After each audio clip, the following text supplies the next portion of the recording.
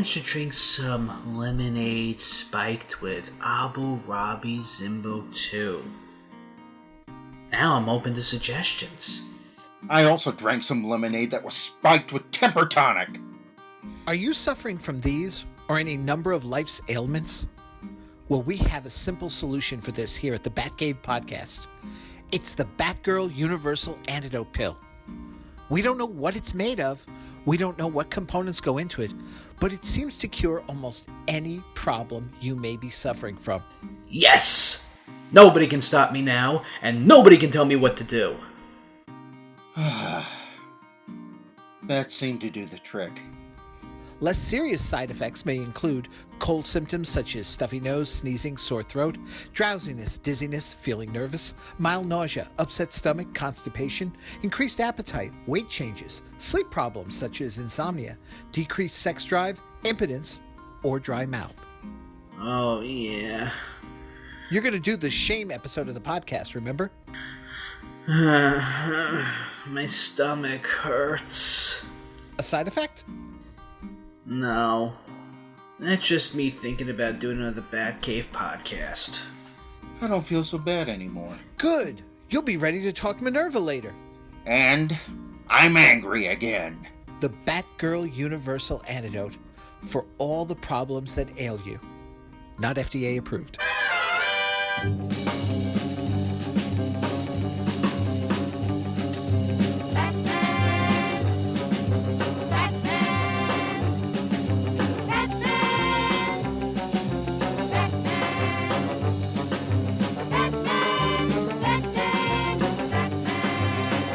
Welcome back, citizens, to an all-new episode of the Batcave podcast. It's your old bat chum, John S. Drew here, and we're taking a look at another Catwoman episode, but, again, we've got a different Catwoman. We've got Eartha Kitt along, but this time around, we've also got the Joker in the form of Cesar Romero. He's still the same.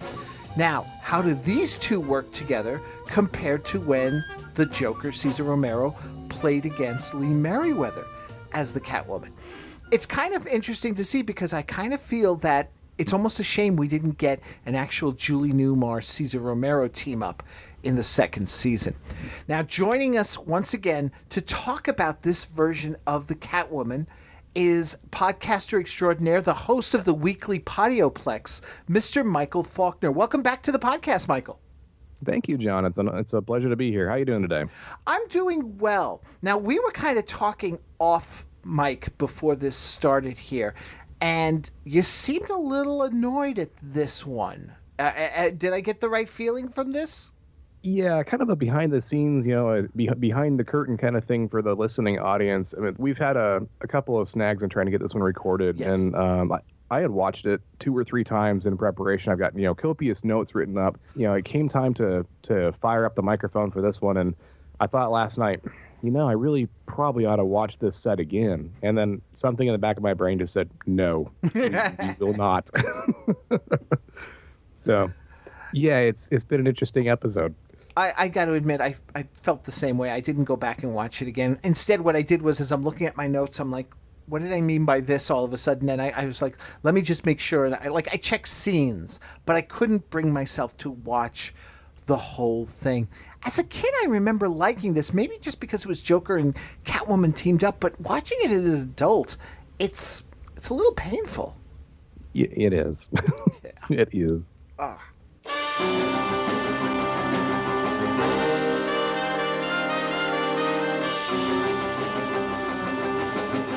Well, these episodes are called The Phony Feline Felonies and The Jokes on Catwoman. They aired December 28th, 1967 and January 4th, 1968. So we're getting to the end here because Batman ended on March 14th, 1968. So we've only got about a little over 2 months left before the series is over. We open up with Joker being let out on parole, and once again, Warden Crichton is right there wishing him well. I like this whole scene, but I do have one question. Why is Bruce the head of the parole board?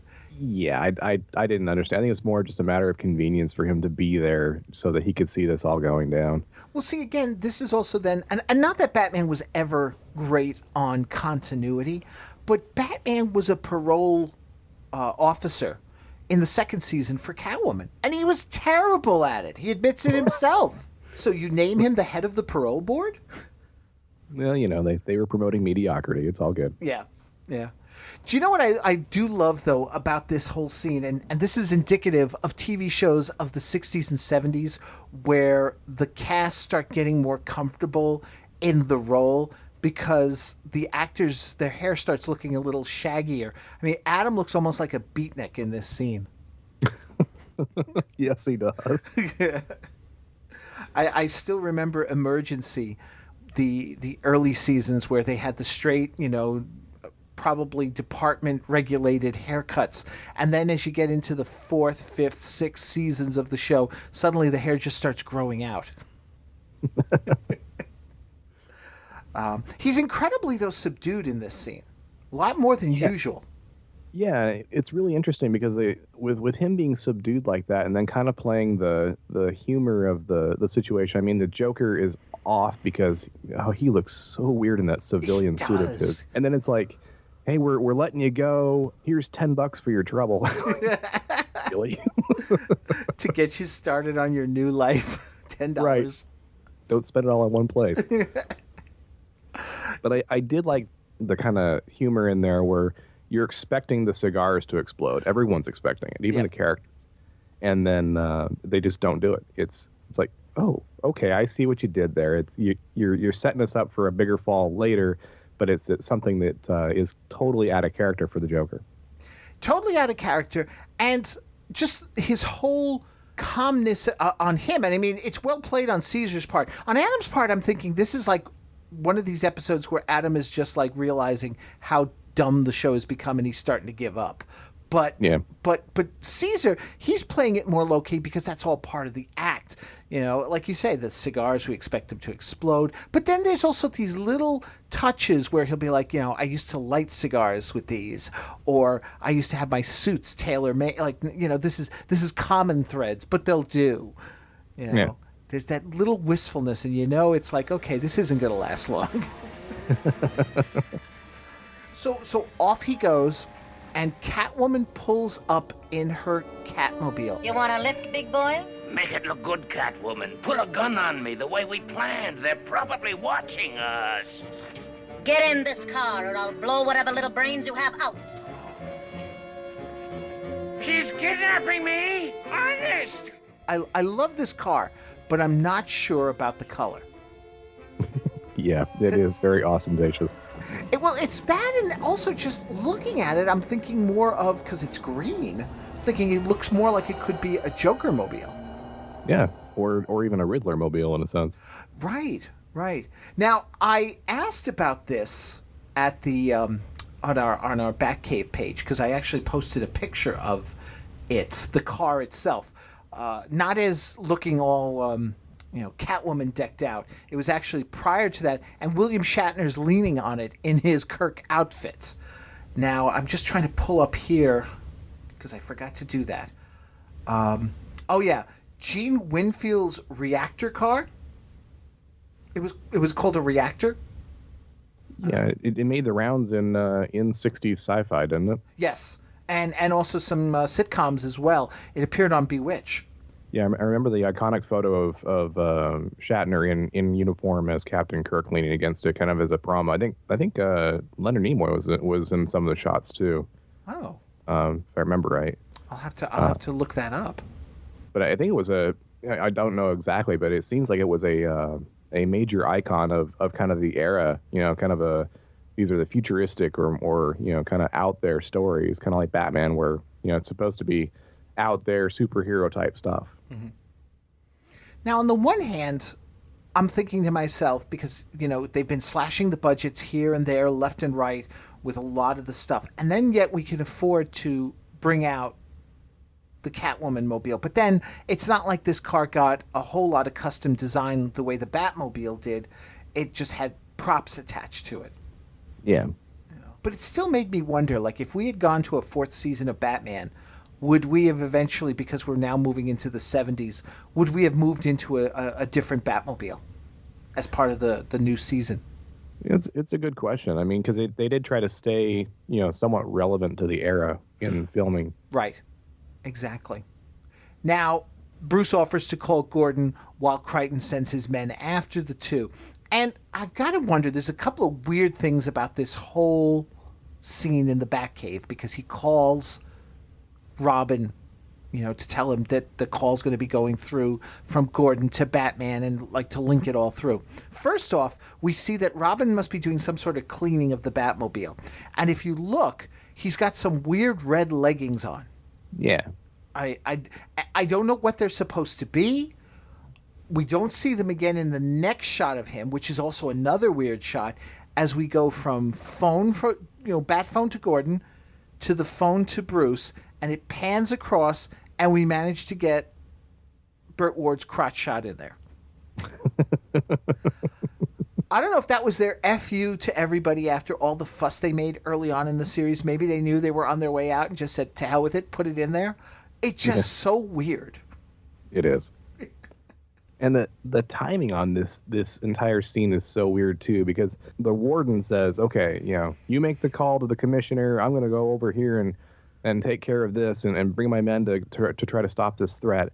And then it ends up that, what was it? They're all getting patched in so that Gordon already knows what's going on. He's like, oh, yeah, I already heard about that. Like, okay, who let you know? Because Bruce is supposed to be calling you to let you know what was going on.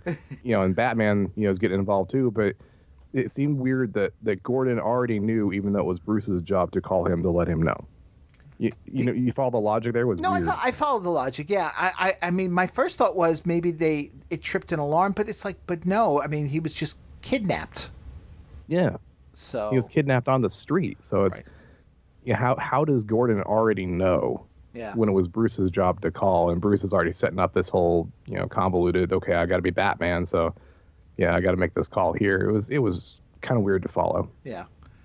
And it's not like we can use, because these are guys, we can use the Batgirl excuse of reading tea leaves or things like that she's done in the past. Right. Oh, gosh. Which she actually pulls out again, that little chestnut again. This time I think she says she was reading cards or something later on when Batman asks her about, how did you get to the bat phone? Now, I did have a question for you about the set itself for the warden's office. I mean, we've seen the warden's office before. Yes, several times. And a lot of the season 3 sets are, just props and half set pieces set up on a black backdrop. So it was really good to see this one back in action. Do you know if they just left that standing or if they just had it in storage and hauled everything out? Because it really is an anomaly for this season. My guess is it was in storage. I can't imagine that they kept it as a standing set, since they were willing to sacrifice other sets like Wayne Manor's living room. I can't imagine that they kept that as a standing. But considering it's 3 walls basically, I would just imagine they dragged it out and built it up again.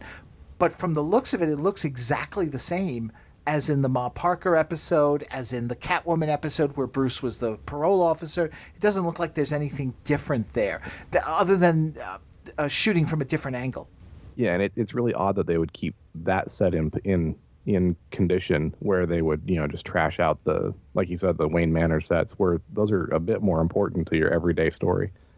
Well, they were, but the thing is that they got around it by, as we see even in this episode, there's a scene there. They just do them all in the study now. It saves time. We don't have to go making excuses to Aunt Harriet. Not that she was around that much. We just, we just head for the phone every time it rings, and either Bruce or Alfred will pick it up automatically. So the living room set just became superfluous in terms of the story style for 3rd season, and it was necessary anyway, because if you ever look at the library is Wayne Manor. The arches are there still. Oh yeah. Yeah. So it's a shame. It's a shame, because I always loved the living room set. Yeah. Yeah. So we cut to Act 1, and we see that Catwoman and Joker are in, and the appropriately named, and again, this is maybe where I'm getting to the point now where it's like they're not even trying anymore. It's called the Sleazy Hotel. Yeah. Rooms by the year, the month, the week, and the day. Yeah. We don't care what you do or how long you stay, as long as you pay us. As long as you got the money, yeah. Which conveniently is right across the street from police headquarters. Wasn't that a swanky penthouse back in one of the Puzzler episodes? Yes. Through that same window? Man, Well, I don't know about that. It wasn't that same down. window because Puzzler had a balcony and all. Okay. But it does mean, though, that Artemis Knab's penthouse apartment there from the Puzzler episode is in close approximation to the Sleazy Hotel. with both having, and they've got to be on the same side there because they've both got views of Gordon's office and the window. Yes. You know. Gotham is going downhill. It is. Maybe wouldn't that be something if that was actually the same place and it just got bought out and turned into a sleazy hotel? So inside Gordon's office, Batman and Robin are already there, as well as Barbara. Oh no, Barbara hadn't come in yet because Catwoman fires, I don't know if it's a bullet or a dart, but Batman retrieves it after stopping, and I like this. No, hold your fire, Chief O'Hara. We're not sure which direction that bullet came from. Innocent people might be hurt. Yes? O'Hara pulls out his gun. He's ready to shoot back. Yeah. Oh. And what did you think of the bat boards? Well, I thought it was, they were a neat convenience so that, they didn't have to crawl across the stage floor to get to the window. Right. But I also was very pleased to see that Commissioner Gordon has dedicated space under his desk for a little bit of bat storage.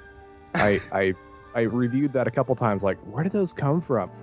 It appears to be a message of some sort. Holy special delivery. This one was just a warning, Batman. The next one will be between your eyelids. Any signature? Signed, a well-wisher.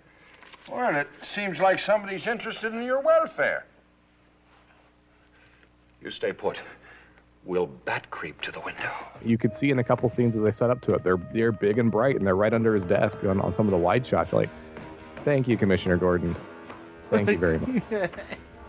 Somebody lose a contact lens? Get down, Barbara. Did you also catch the little Shakespeare bust on the table? Yeah, I think I did. I wonder if that was a gift from Batman. It must have come from the Hotel Sleazy across the street.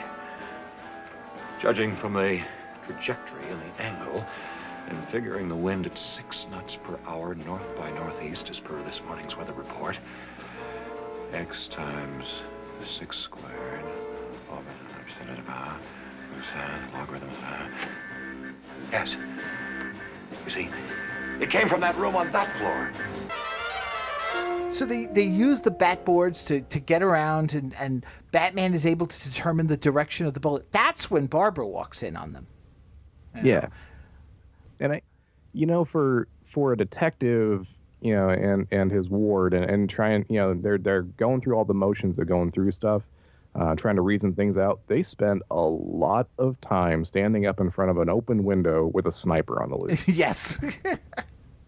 Well, if they did this, we're calculating that. I'm like, get your heads down, guys. You know where it came from.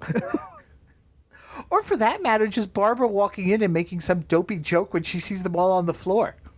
Yeah. It's like, get down. I did like, though, the whole idea of how, I don't know how accurate it all was, but just he rattles off something to determine the direction of the bullet. I like how when they get to the hotel, of course, Joker and Catwoman are gone, but Batman dusts for fingerprints. He's actually doing some detective work for a change, which we don't see a lot of in the 3rd season.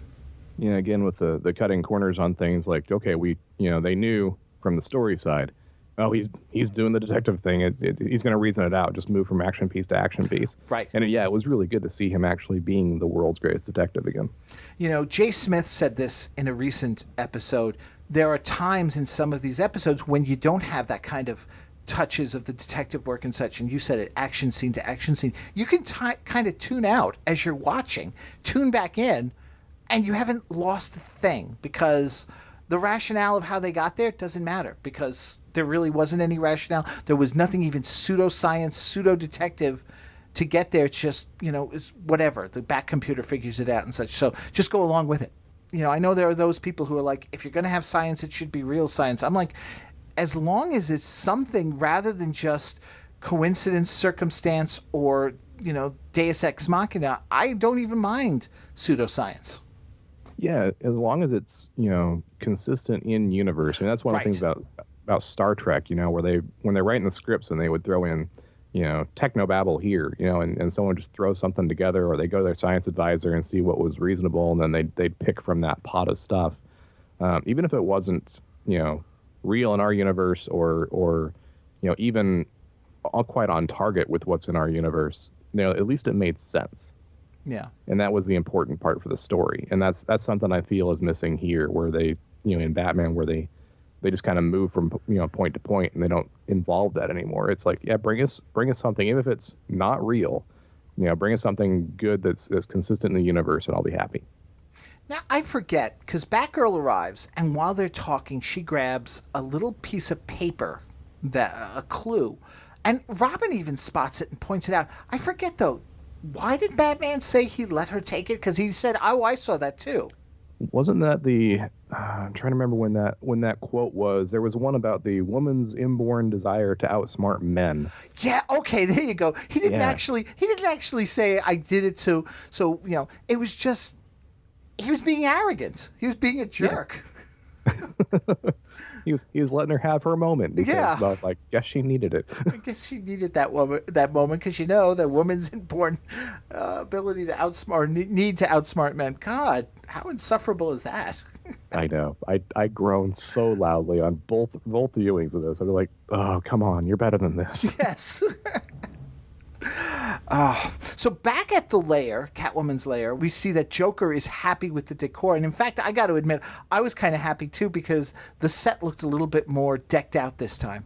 Yeah, it looked a lot better than most of the normal season 3 sets. Mm-hmm.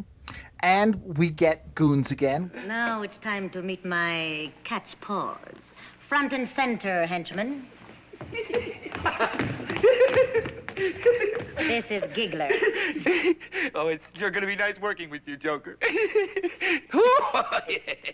This is Laugher. I've always wanted to work with you, Joker. It's a realization of my boyhood dream. Well, thanks, fellas. Keep smiling. As I go back and look at it again, I was like, oh, okay. So Giggler, Laugher, Smiley, and Gus? And Gus. Gus. Okay. So Catwoman has this poem that she's found. It offers clues to where they can locate 1 million pounds of gunpowder so that they can then use that to blow up the reserve. I'm thinking to myself, couldn't they just steal the explosives they need to just do that? But there wouldn't be a story. There wouldn't be as much of a story then. There wasn't as much of a story to begin with. Because even Joker says, why don't we just steal it? Yeah. I mean, that's exactly what he would have done in the first and second season. It's what all the other supervillains have done before now. And it's like, oh no, there's this perfectly good, gunpowder in storage. It's like, okay. Yeah. I don't know how long it's been there, but sure.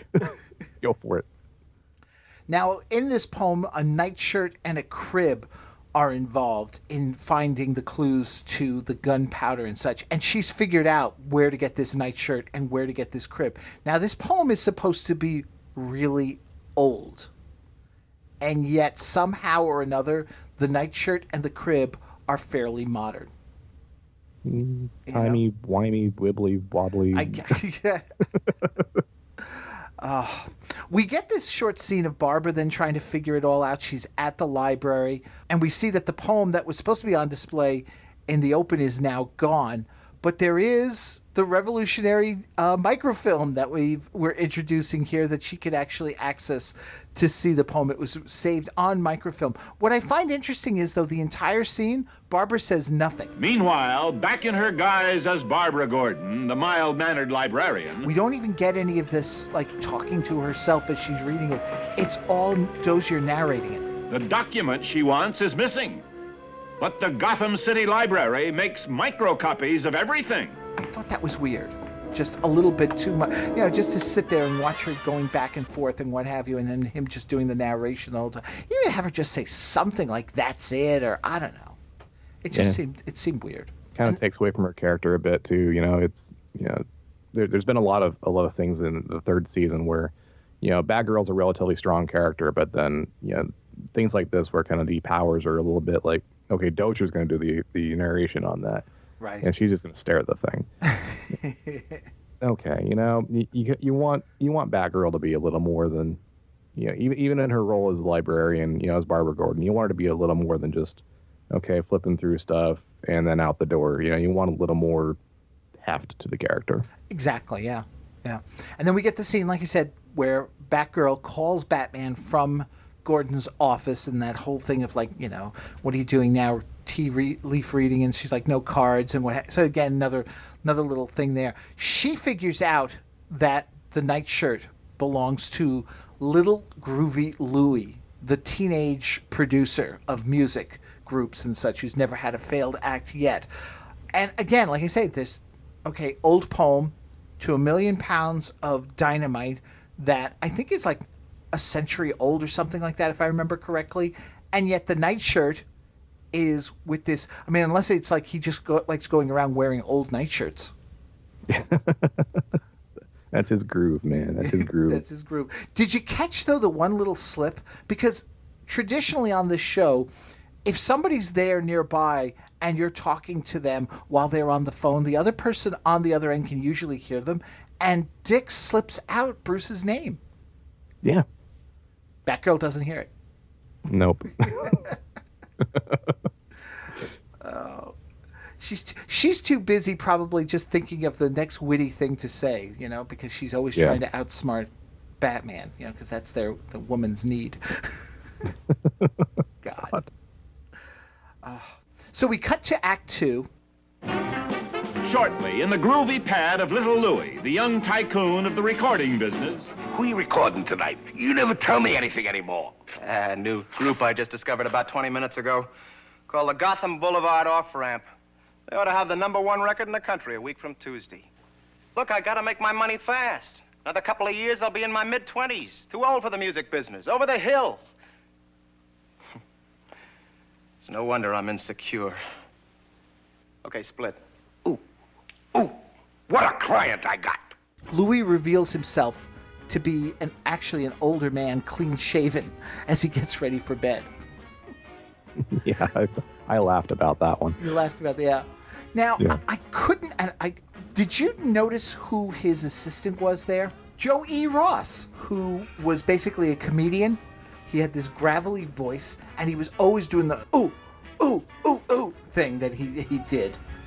Like when he would be surprised. He was one half of the comedy team on Car 54, Where Are You? Him and Ed Gwynn.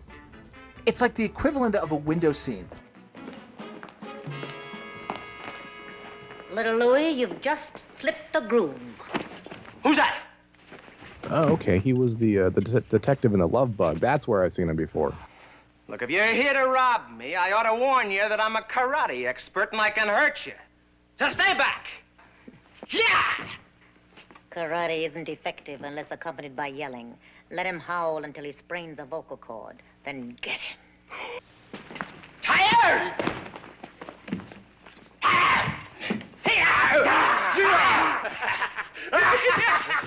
Pete!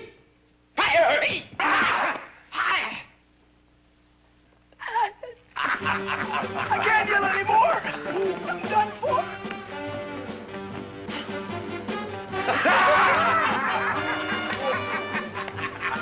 All right, boys, now. So the goons grab the nightgown, and that's when Batman and Robin arrive, and a bat fight breaks out. Oddly enough, Batgirl doesn't show up for the fight. Oh, I have to give you credit, Catwoman. I expected this place to be a shambles because of a fight. As it may yet be, Joker. So, Batman, you found us.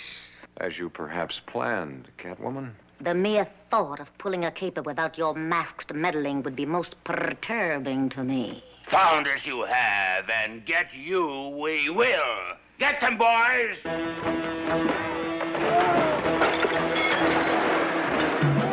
I was of two minds on this one. I was like, the bat fight music, in the third season has been shaky.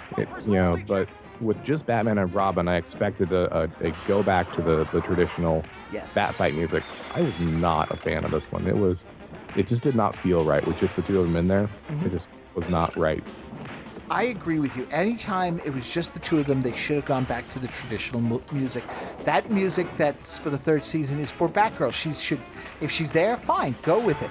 But it is odd how they, I mean, there are going to be times. In fact, we just had the Londinium larcenies where in one episode they used the traditional bat fight music twice. And we're going to have it again coming up in the King Tut Mummy's Uncle episode. But still, there have been other opportunities where Batman and Robin have been alone in a bat fight and they don't go back to the music. I mean, I don't know what the reason is. They've paid for it already, unless they're just afraid to pay out too many royalties. I don't get it. Yeah. I'm not sure. What I did like about this one, though, is you see that Louie's very materialistic. You guys ruined my apartment. It'll cost over $11,000 to replace all the goodies. Never fear, Mr. Groovy. Full restitution will be made. Even if it takes Catwoman and Joker the rest of their natural lives to pay it off. Where the bat fight lost me on the music, the bat fight really kind of won me with they totally destroy his pad. And, Louie's kind of freaking out as stuff is getting trashed. But that entire set was just demolished by this fight. Yeah, it was. Now, and that's another one of those ones where it was just really the black background and stuff. For some reason, with the bed in the center and everything, it worked for me. It was an oddity because it actually conveyed a sense of space in there. It was really kind of a well-built set. Usually the black background stands out. This one, it just didn't. It kind of melted away, or melted away. It was really good to see. Right. So when the fight is over, Joker tries to talk his way out of it by blaming Catwoman and offers to shake their hands. And I don't know why. I mean, again, we're 3 years into it. You'd think by now they'd know better. But they fall for it and are shocked by his deadly joy buzzer. Yeah, and as soon as they did that, I was expecting the setup with the trap and everything else. And this is where I was really disappointed because there is no cliffhanger. There is no, well, the entire third season, these two-parters, none of them had proper cliffhangers. What they did was just, it's a moment of tension. It's a moment of, whatever. The cliffhanger, oddly enough, the cliffhangers occur in the second episodes, in the sense of right at the beginning of the episode. Which doesn't make any sense, thematically. No, exactly. Yeah. And this is one of the best examples because then we come to the epilogue here where Batgirl finds them.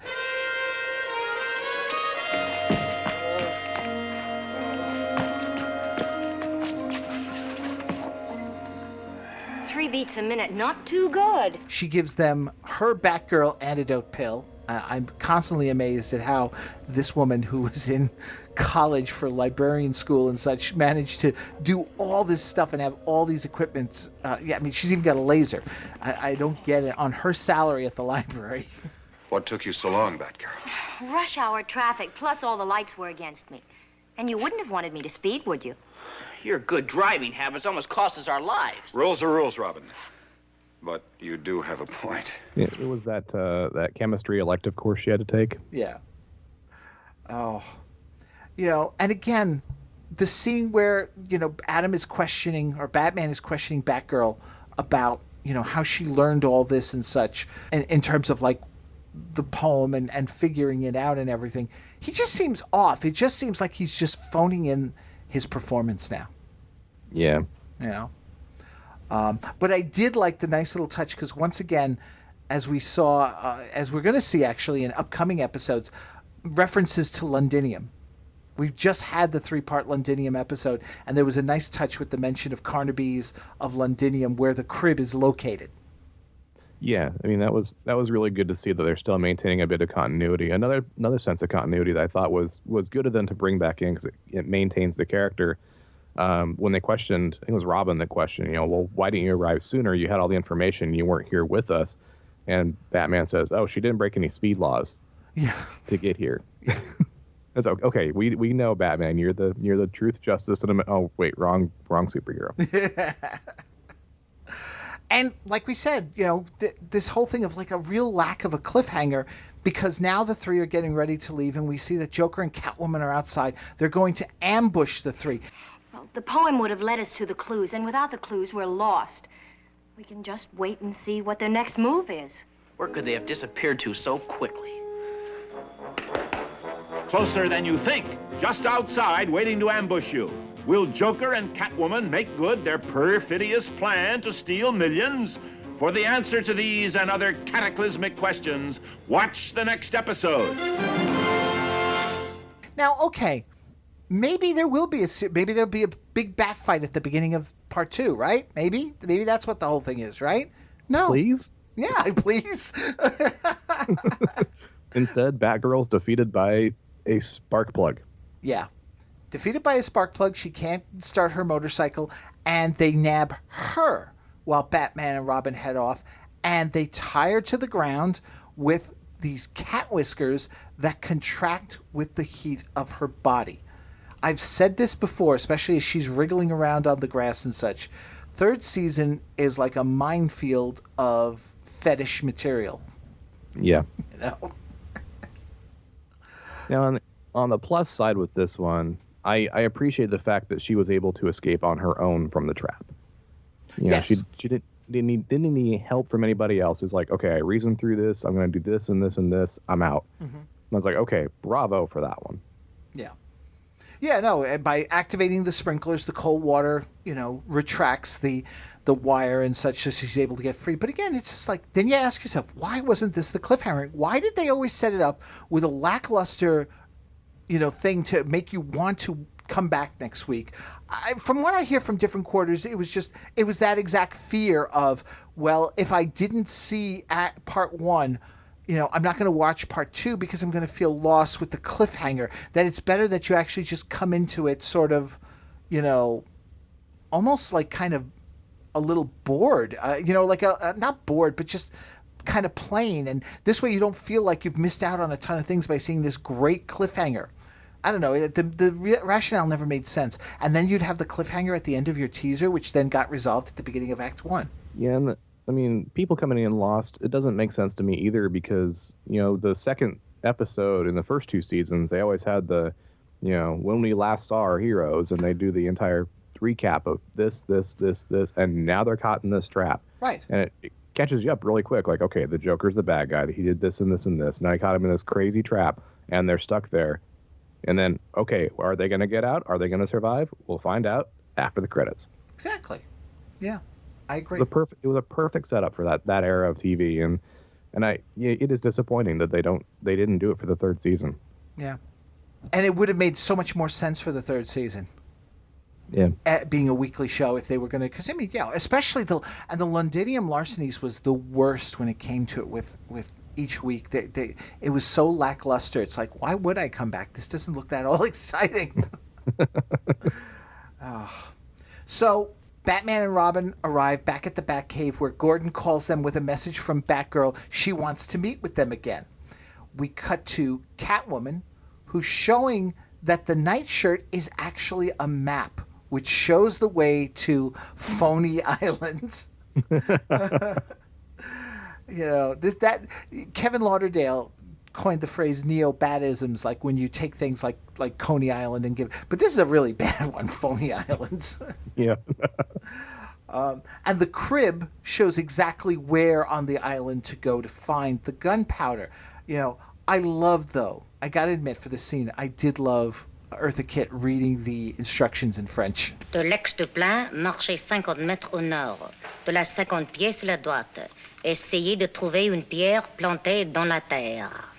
Oh, that's the first time I ever heard a cat purr in French. Skip the flattery, Joker, and give me the translation. Oh, from X on the map, walk 50 meters north, then 50 feet right.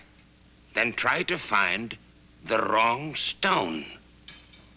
Now, what's that supposed to mean? Exactly the opposite of what it says. The poem says it's a fib. Therefore, we walk 50 meters south, then 50 feet left to find the right stone.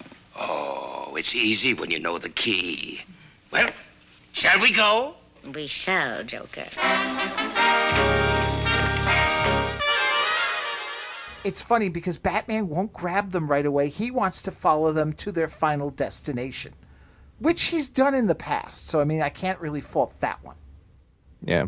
We get to the Phony Island lighthouse. Worst studio exterior ever.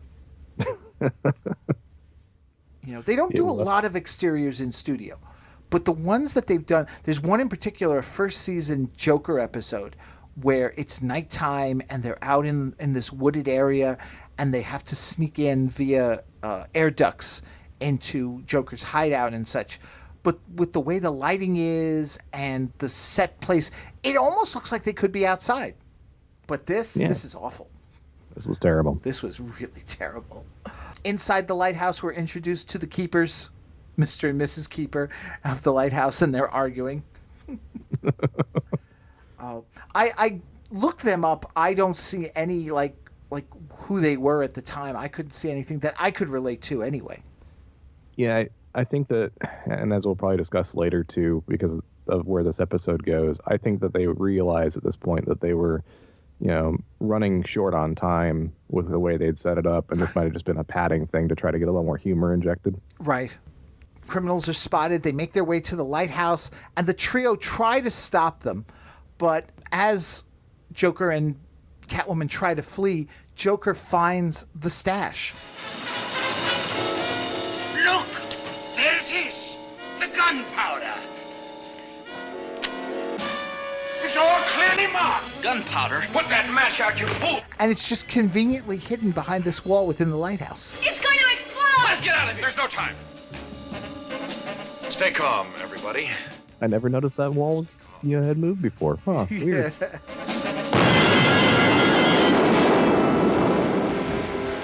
And it's like right out of a Bugs Bunny cartoon, except just this time we just got to have something to explain it. Here's your pseudoscience. He had some sort of gizmo that's protected them all. Yeah. The anti-blast bat powder. Oh, my God. Yeah. My goodness. Now, I did like this little bit here because there's Catwoman, and she calls Lucky Pierre, the criminal attorney, to help get them off.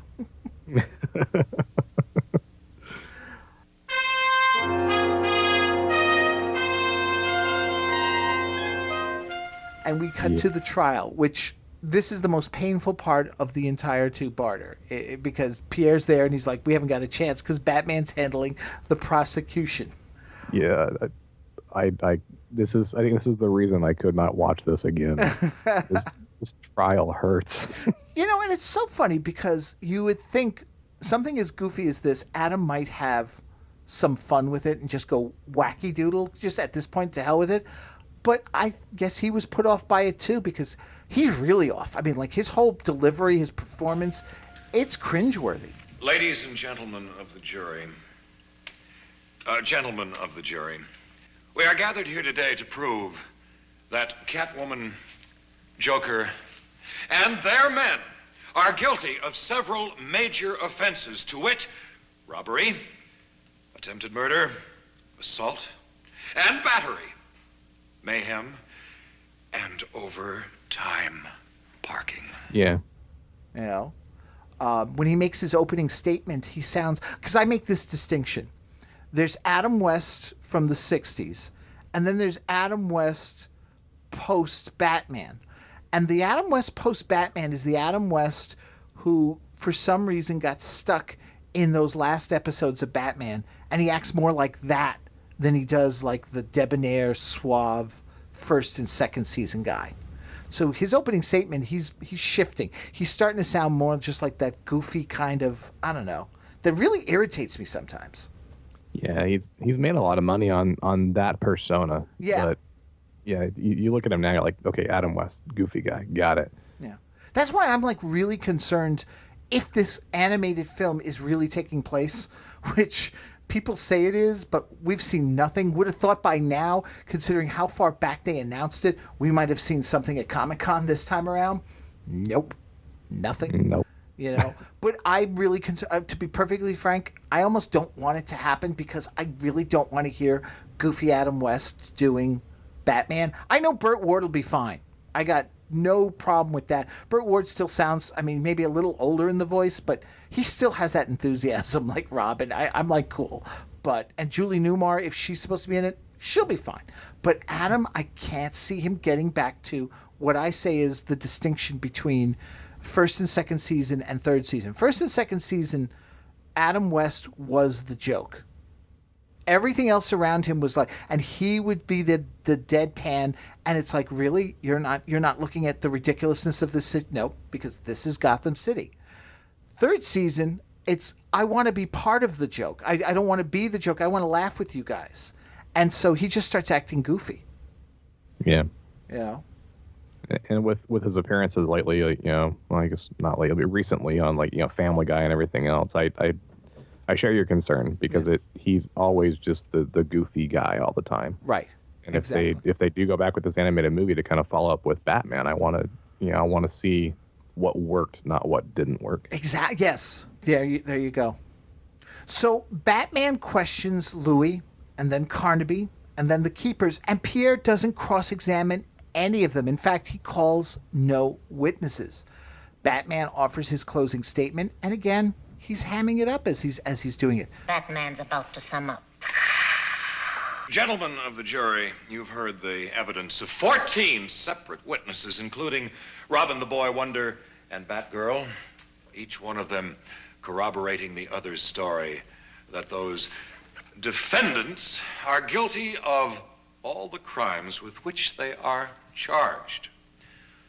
In the interests of law, order, justice, good fellowship, and the flag, you must convict them to keep our streets safe from evil persons. Thank you. You were great, Batman. Sit down, Robin. Thank you. Yes, you learned your lessons well, Batman. Begorra. Lucky Pierre is standing. He's going to let us have it now. The defense waives summation in this case. We stand on our plea of not guilty. And we feel sure that the jury will bear out the truth in this case. So be it. Jury's ordered to the jury room for deliberation. No need for that, Your Honor. We have already made up our minds. That's a good sign. This should be some sort of legal record for convictions by a jury. We find the defendants, Catwoman, Joker, Giggler, Laughter, Smiley, and Gus, not guilty of any of the charges. Yeah.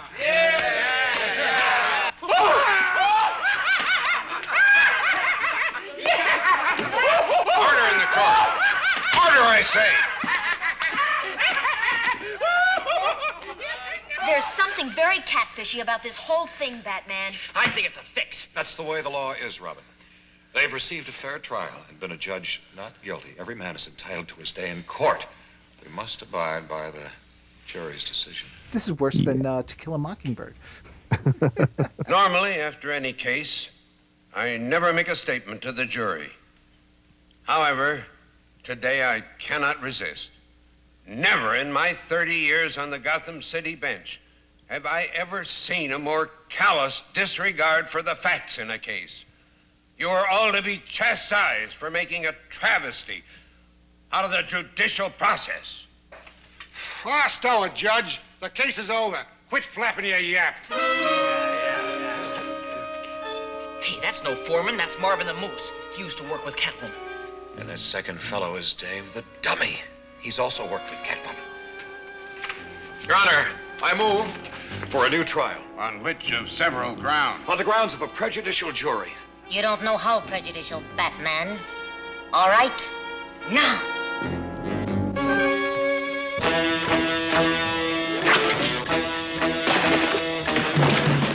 And we get a doozy of a bat fight breaking out.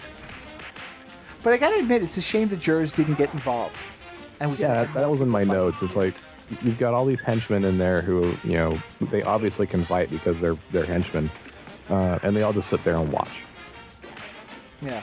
You've got Batman, Robin, and Batgirl in the courtroom. The others are already fighting. You're a criminal. Jump in there. Maybe you can finish him off. Yeah, and while this bat fight, I considered it better than the first one as far as, you know, overall feeling. This one, because it didn't have, you know, the Lucky Louie guy in there, or the Groovy Louie guy in there, you know, the destruction of the set, it just felt like it was an added-on bonus to it. You know, it wasn't played for laughs because, you know, who cares if you destroyed the courtroom? Right. I thought it was a shame. I did like the fact that Yvonne, it looks like that's her on the chandelier swinging at one point. But it also looked like Batgirl might mix it up with Catwoman, but instead she just grabs hold of her and passes her over to O'Hara to hold on to. Once again, can't do much in the way of punching and stuff, and so we're not going to get a, excuse the pun, a cat fight, but in the end, that fight ends. What now? You're on your way to prison, Catwoman. Will you never learn that you cannot outwit the law? Maybe one day I will, Batman. Perhaps. You'll never succeed in circumventing justice, Catwoman. Not as long as honest and dedicated law enforcers have a breath left. Oh, forget the morals. Just get us back to jail so we don't have to listen to these corny jokes. Batman and Robin and Batgirl save the day. And one of the things I hate most about this series, that they started in the second season with Gordon, and now Batman's doing it more and more, is looking right at the camera and pontificating. But morals are the stuff men are made of. And until criminals learn that, our job will not be done. However, if and when they do, we'll be only too ready to hang up our capes and cowls.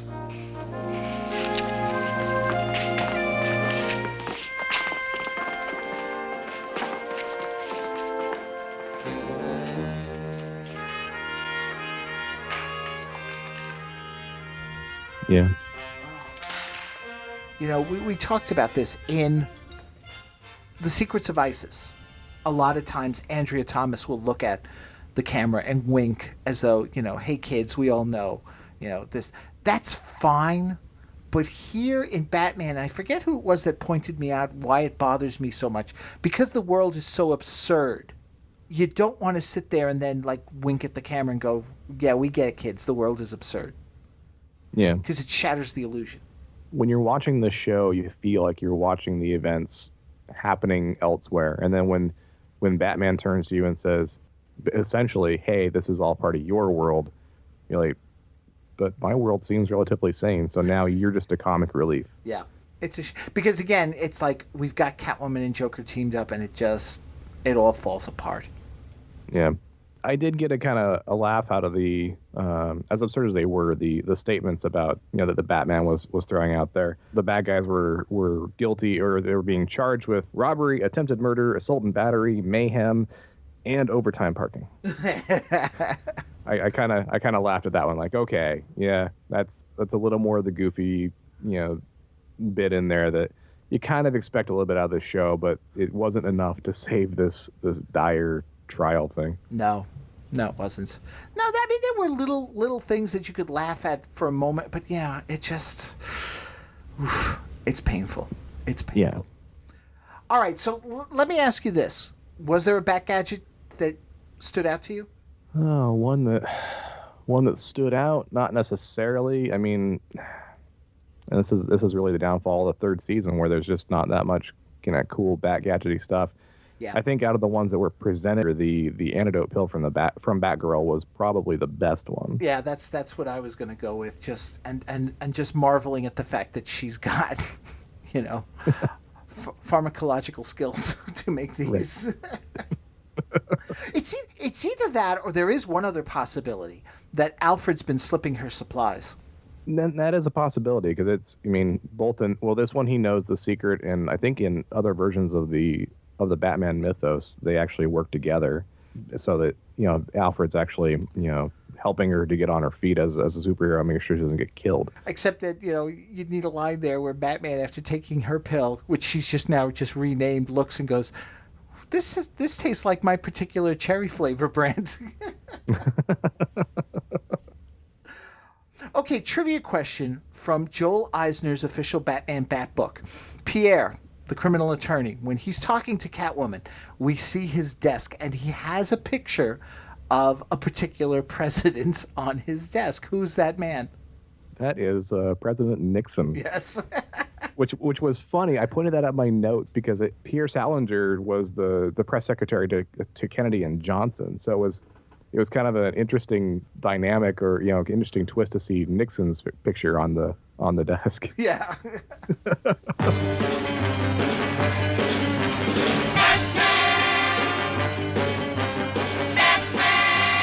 So, okay, you're Robin the Boy Wonder. You've watched this actually a couple of times, maybe too many, and it's the end of the episode. You turn to Batman, and how do you sum it up in a holy what? Holy disappointing denouement. I mean, it had so much potential. It had so much that could have possibly worked. And then not even, 10 minutes into the second episode, it's like, and we're going to take these guys to trial. It's like, no, please, God, no. Did you think that maybe the first episode was better than the second?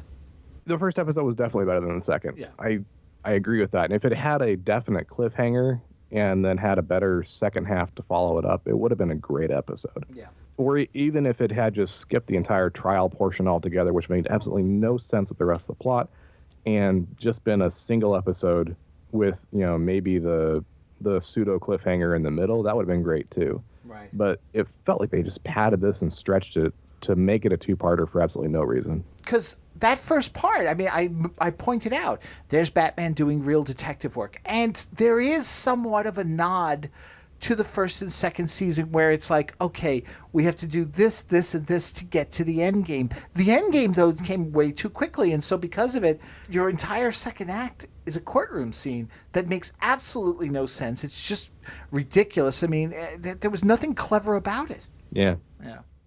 I would have to say holy lethargy, Batman, because at this point, Adam West has lost it. He's either phoning it in or he's hamming it up. He swings both ways. There's nothing of the Batman, Adam West, Bruce Wayne that we know and have loved in the first and second seasons. I've said it before. He's no longer wanting to be the joke, but he just wants to be part of it. And to be honest, episode 2 in particular was painful just to watch. It's poorly written. It's poorly acted. Cesar Romero, Eartha Kitt, and Yvonne Craig, you've got these three dynamic people. They can't save it. I do love the Eartha Kitt Catwoman. I mean, she's definitely not on the same par as our two previous, with Leah Merriweather and Julie Newmar, but she brings something else fantastic to the role. I mean, we saw it with how sultry she is, with the way she was doing the French. I mean, everything really works in that regard, and it's just a shame that she got bogged down with this screenplay. Yeah, I absolutely agree. Oh, well, it's all a slippery slope from this point on, actually. It started with Londinium Larson. There'll be moments still. There's still a few. I mean, I know I'm looking forward to a King Tut episode in particular. And actually, I always was fond of the Shame two-parter myself. So those things to look forward to. But a lot of this is just going downhill, including the next episode. But before we talk about that, Michael, what's going on with you? Podcasting. You've also got your Doctor Who review blog going on. Yeah, as you mentioned before, I'm here nearly every week on the Chronic Rift Network, doing the Weekly Podioplex, which is just a movie news podcast. But I've also got the blog that you're talking about on creativecriticality.wordpress.com. It's called the Timestamps Project. It's part of my overall Creative Criticality blog. But I was inspired a while back to go back and start watching Doctor Who from the very beginning of the franchise, because I grew up, or I shouldn't say I grew up. I discovered Doctor Who on Netflix with Eccleston and Tennant. And as I started really falling in love with that universe, I thought, well, where does all this stuff come in from before that people keep talking about? So I've been going back serial by serial, story by story, and watching those, and then writing little micro reviews on my blog, and just really enjoying that journey. I'm up to the fourth Doctor right now. I think I just finished season 12, which was the fourth Doctor's introductory season, and get ready to move into season 13. It's definitely been a great adventure, a great journey, and I'm having a lot of fun with it. And it is cool to see you, because I've been following it along and stuff. And for the most part, you and I seem to, connect there in terms of like how we feel about stories and stuff like that. A little surprised about the genesis of the Daleks, that you didn't look at it as the overall master, like the way many of us do. We're all like, this is the best Doctor Who's ever been. I mean, you're like, it's good, but, Yeah, I had a lot of comments about that too, because people just adore that episode. They put it up on a pedestal, and I looked at it and I said, yeah, it was good. And there's a lot of great Doctor Who mythos and a lot of the character that you expect from the character, and a lot of the foundation and stuff you expect from the character, the strength that you see in the character as we move forward. But it was definitely padded in places, and they could have taken a few shortcuts and cut down the episode length. So yeah, it was a 4 out of 5, and people are like, I'm so surprised. I'm like, well, Yeah, no, I see. I'll be curious when you get to the Douglas Adams era of Doctor Who with Tom Baker, and in particular the one episode he wrote called City of Death. That you talk about pedestal. Everybody puts that thing up on a pedestal, and to me, I'm like going, that episode is exactly what was wrong with that whole era. To me, it was Batman third season. It's like, we're Doctor Who and Tom Baker is mighty and we can do whatever the hell we want, and it just wasn't. I don't find it all that particularly good, that story. So when you get to it, I'll be really curious to see what your thoughts are. Yeah, a lot of people in Doctor Who fandom will rate it based on how it correlates to the rest of the franchise and the rest of the mythology. Like, oh, this is really good, a good Doctor tale. This one was pretty bad. Like, the Gunfighters, I think it was, for example. People really rate that one low. I gave it a higher rating, and it's mostly because it was entertaining. I mean, yes. There's a lot of parts where it does fall apart. Where I think one of them was the Sontaran experiment, which I had recently done. It logically makes no sense whatsoever, but when you look at it as, was it an entertaining tale? Did it actually stand out and make me care about watching it? Did I not want to turn it off and forget this entire experiment overall? That's really how the rating comes in. It's an off the cuff, from the gut. As soon as I finished that last episode, like, how did I feel about that? That was a 4. That was a 3. Oh, that one was a 1. I'm never watching that again. Yeah. And I've got a lot of comments from people who were, how I'm surprised at how you do that. And I'm like, it's entertainment. It's not, this isn't Shakespeare. This isn't, deep literature. This is an entertainment series that's 50 years old that, I'm going back and looking at and trying to find the worth and the value in. And this is how I'm doing it. You ever think about doing something like that with Batman? I've considered it. Yeah. There's a couple of series that are actually, sitting in the back burner in my brain. Like, if I get some time after I finish this, because this is going to be a while. Yeah, exactly. And I've honestly thought about, kind of expanding out and doing some at the same time to kind of to break that monotony up, because it's every week I'm watching, a Doctor Who serial, and I'm finding time to stick it in there with life and in general on top of it. And sometimes it's hard, and sometimes it's, sometimes I find a block where I can plug in 2 or 3 weeks worth of watching in there, so I can keep the regularity on the blog. And the other times where I'm just like, oh crap, I'm behind and this thing's due tomorrow. Okay, we got to sit down tonight. Well, very cool. Well, we'll definitely have links up so people can follow that as well to your site overall, so this way they can keep up with it there. And folks, don't forget, usually every Tuesday, Wednesday, depending on, because this is a collaboration. Mike does the recordings and such, and he puts it all together, and then I sort of edit it down for him. So sometimes I get a little behind with the editing and such, but usually Tuesday, Wednesday, Thursday, once a week, like Mike said, the Weekly Podioplex. You should check it out. So, Mike, once again, thank you so much for agreeing to take part in this, and I'm sorry. No, it was definitely good to talk to you and good to go through this one. And even though the subject matter wasn't the most stellar, it was definitely fun to talk Batman. I love doing that. I love looking at all these shows and stuff, and trying to find some amount of entertainment and value out of them. So I had a good time. Thank you. Thank you. So, folks, next time, Louie the Lilac is back, and I'm joined to discuss his return by fan Joseph Culp. Here we go, folks, down the slippery slope that is the end of Batman 66. So until next time, citizens, thank you so much for listening. Once again, Michael, everyone, take care. Thanks for listening, chums. I don't have a bat phone, but you can contact the Batcave podcast through its Facebook page, Twitter, email at thebatcavepodcast@gmail.com, or by phone at 888-866-9010. Subscribe to the podcast via Libsyn.com. That's LIBSYN.com. Or through iTunes. The Batcave Podcast is part of a series of pop culture podcasts from the Chronic Rift Network. Find them at chronicrift.com. So until next time, citizens, same bat time, same Batcave Podcast.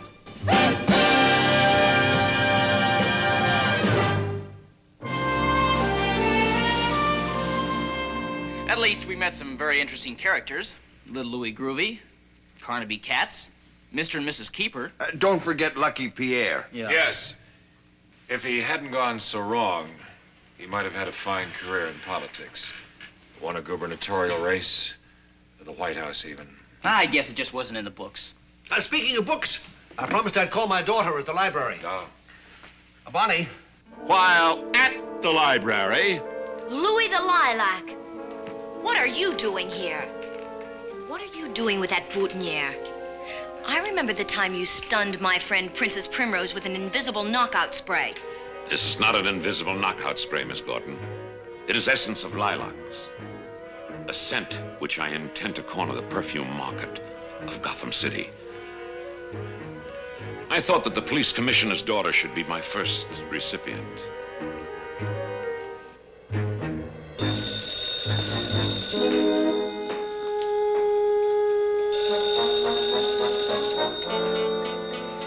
Gotham Public Library. Oh, Daddy, am I glad you called. You'll never guess who was just in here.